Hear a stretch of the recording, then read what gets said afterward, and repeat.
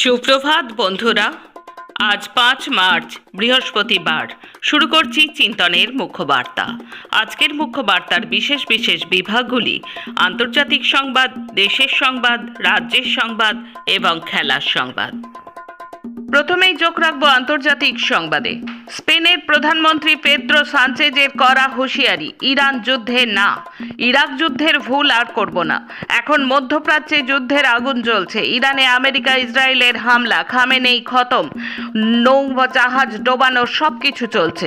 এর মাঝে স্পেনের প্রধানমন্ত্রী পেদ্রো সানচেজ সোজা বলে দিলেন, 23 বছর আগে আর এক আমেরিকান প্রশাসন আমাদের টেনে নিয়ে গিয়েছিল মধ্যপ্রাচ্যের যুদ্ধে।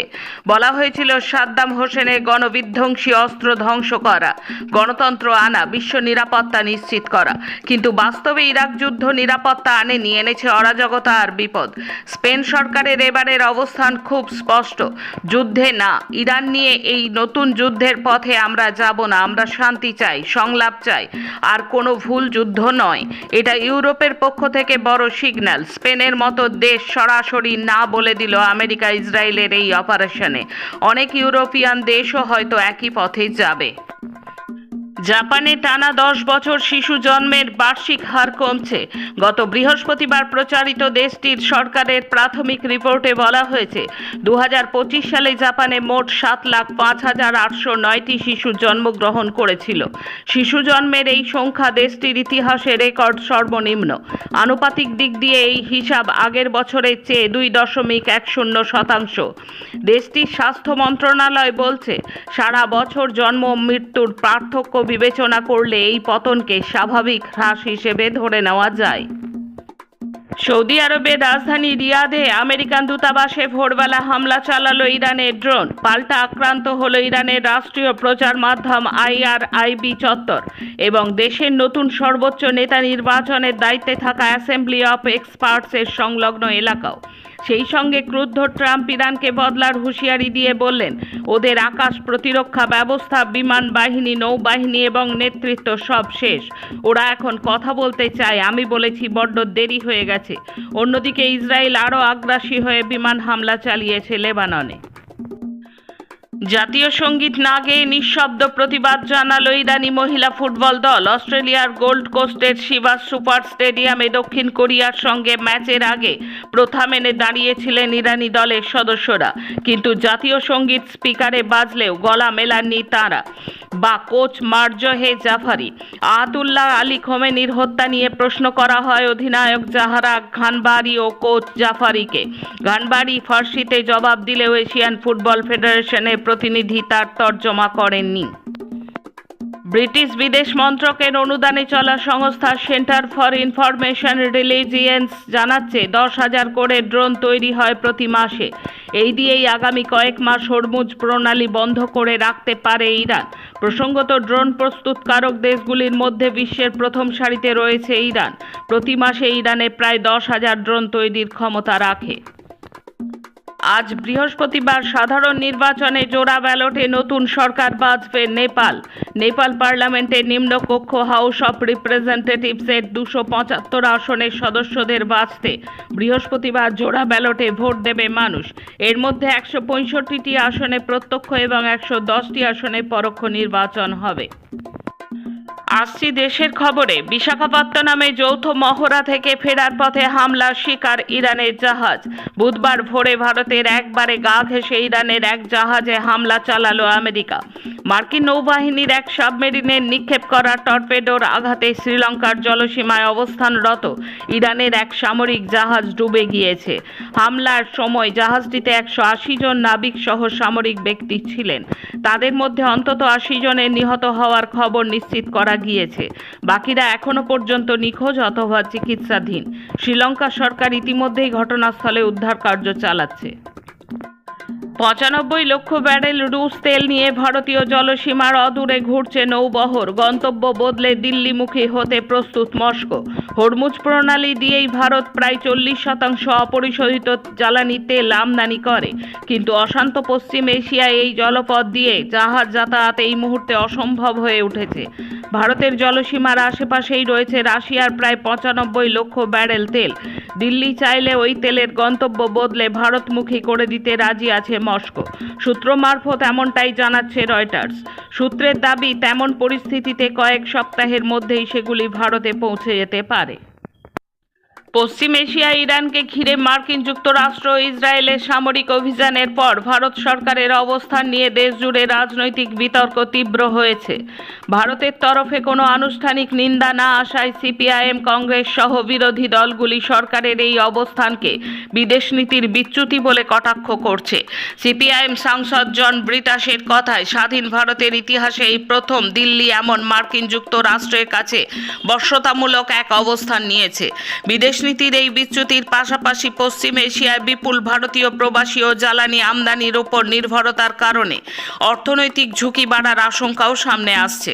ফলে বিষয়টি শীঘ্রই সংসদে রাজনৈতিক বিতর্কের রূপ নিতে চলেছে এবং দ্রুত পরিবর্তিত পশ্চিম এশিয়ার প্রেক্ষাপটে ভারতের কূটনৈতিক অবস্থান শেষ পর্যন্ত কোন দিকে বিবর্তিত হয়, এখন নজর সেই দিকেই। গত বছরের 20 নভেম্বর পাটনার গান্ধী ময়দানে দশমবার বিহারের মুখ্যমন্ত্রী হিসেবে শপথ নিয়েছিলেন নীতিশ কুমার। তারপর 4 মাসও কাটেনি, এর মধ্যেই তিনি মুখ্যমন্ত্রী পদ থেকে ইস্তফা দিতে চলেছেন বলে গুঞ্জন শুরু হয়েছে গোটা বিহার জুড়ে। ওয়াকিবহাল মহল সূত্রে খবর, নীতিশকে রাজ্যসভার প্রার্থী করতে চলেছে বিজেপি। তাকে কাগজপত্র প্রস্তুত করতেও বলা হয়েছে। সব ঠিক থাকলে আজ অর্থাৎ বৃহস্পতিবার রাজ্যসভায় মনোনয়ন জমা দেবেন তিনি।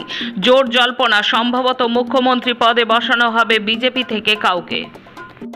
পশ্চিম এশিয়ায় চলছে ভয়াবহ যুদ্ধ। আমেরিকার মদতে ইরানের সঙ্গে যুদ্ধে নেমেছে ইসরায়েল। ক্ষতির মুখে পড়েছে লেবানন, কাতার, দুবাই, সৌদি আরব সহ পশ্চিম এশিয়ার বহু দেশ। এবার সেই আবহেই নিজেদের প্রতিরক্ষা ব্যবস্থা আরও একবার সুরক্ষিত করে নিতে চাইছে নয়াদিল্লি। রাশিয়া থেকে 5টি S-400 মিসাইল কেনার ব্যবস্থা চূড়ান্ত হয়ে গিয়েছে। প্রসঙ্গত 2018 সালে মস্কোর সঙ্গে এই চুক্তি হয়েছিল ভারতের। এখন রাজ্যের খবর, মানুষকে বিচারাধীন আসামি করা হচ্ছে সিইও দপ্তরের বাইরে রাতব্যাপী অবস্থান বামপন্থী দল সমূহের।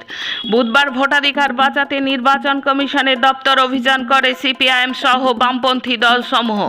এদিন কলকাতার টি বোর্ডের সামনে থেকে নির্বাচন কমিশনের দপ্তর পর্যন্ত মিছিল করেন তারা। লজিক্যাল ডিসক্রিপেন্সি ও নো ম্যাপিং এর নামে সাধারণ গরিব মানুষ, মতুয়া, সংখ্যালঘু, আদিবাসী মানুষের নাম বাদ দেওয়ার ষড়যন্ত্র রুখে দেওয়ার ডাক দেওয়া হয়। সিইও দপ্তরের বাইরে লাগাতার ধর্ণা অবস্থান চলবে বলে জানিয়েছেন নেতৃবৃন্দ। শান্তিপূর্ণভাবে মিছিল চললেও সিইও দপ্তরের কাছেই তাদের ব্যারিকেড করে আটকায় কলকাতা পুলিশের বিশাল বাহিনী। তারপর সেখানে বসেই বিক্ষোভ দেখাতে শুরু করেন তারা। বিক্ষোভ সভায় বক্তব্য রাখেন বামফ্রন্ট চেয়ারম্যান বিমান বসু সহ বামপন্থী দলসমূহের নেতৃবৃন্দ। বিধানসভা নির্বাচনের মুখে মালদহে আবার আগ্নেয়াস্ত্র এবং জাল নোট উদ্ধার। জেলার 2টি পৃথক স্থানে অভিযান চালিয়ে আগ্নেয়াস্ত্র, গুলি এবং জাল নোট উদ্ধার করেছে পুলিশ। গ্রেপ্তার করা হয়েছে 3 স্থানীয় বাসিন্দাকে। চাঁচল থেকে আব্দুল বারেক নামে স্থানীয় যুবককে গ্রেপ্তার করা হয়। আব্দুল থাকেন চাঁচলের থানাপাড়া এলাকায়। তার কাছ থেকে উদ্ধার হয় 5 লক্ষ টাকার জাল নোট। ধৃতকে জিজ্ঞাসাবাদ করে জানা গিয়েছে শিলিগুড়ি থেকে ওই জাল নোট পাচারের জন্য মালদহে নিয়ে এসেছিল সে। আব্দুলের সঙ্গে এই পাচার চক্রে আর কারা যুক্ত আছে তা খতিয়ে দেখছে পুলিশ। দ্বিতীয় অভিযানটি হয় চাঁচল থানারই আর একটি জায়গায়। সেখান থেকে গোলাম রাব্বানি ও মিজানুর রহমান নামে 2 অস্ত্র কারবারিকে গ্রেপ্তার করা হয়। দুজনেরই বাড়ি হরিশ্চন্দ্রপুর থানা এলাকায়। তাদের কাছ থেকে 4টি আগ্নেয়াস্ত্র এবং 5 রাউন্ড কার্তুজ উদ্ধার হয়েছে। জানা গিয়েছে বিহার থেকে ওই আগ্নেয়াস্ত্র আনা হয়েছিল।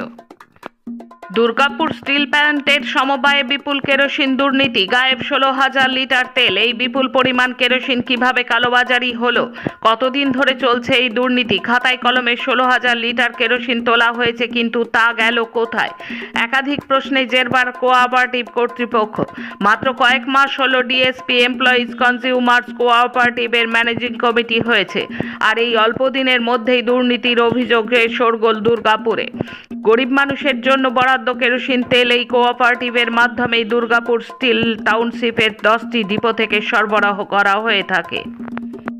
ধূপগুড়ি পৌরসভার উদ্যোগে ডাকবাংলো প্রাঙ্গণে বসন্ত উৎসবের আনন্দ মুহূর্ত বদলে গেল রণক্ষেত্রে। হোলিকে কেন্দ্র করে দুই যুবক দলের সংঘর্ষে উত্তপ্ত হয়ে উঠল ধূপগুড়ি শহরের ডাকবাংলো চত্বর। পরিস্থিতি নিয়ন্ত্রণে আনতে পুলিশকে লাঠি উঁচিয়ে তাড়া করতে হয়। ঘটনায় এক যুবকের মাথা ফেটেছে।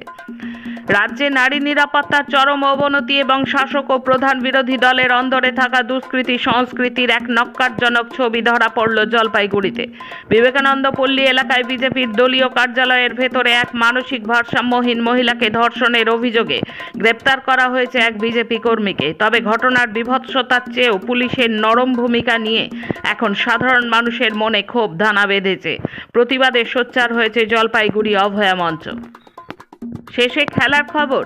চলতি টি-20 বিশ্বকাপের সেমির আগে একটাও ম্যাচে হারেনি দক্ষিণ আফ্রিকা, কিন্তু তাদের নামের সঙ্গেই জুড়ে রয়েছে চোকার্স পরিচয়। আরও একবার নকআউট পর্বে এসে ধরাশায়ী দক্ষিণ আফ্রিকা।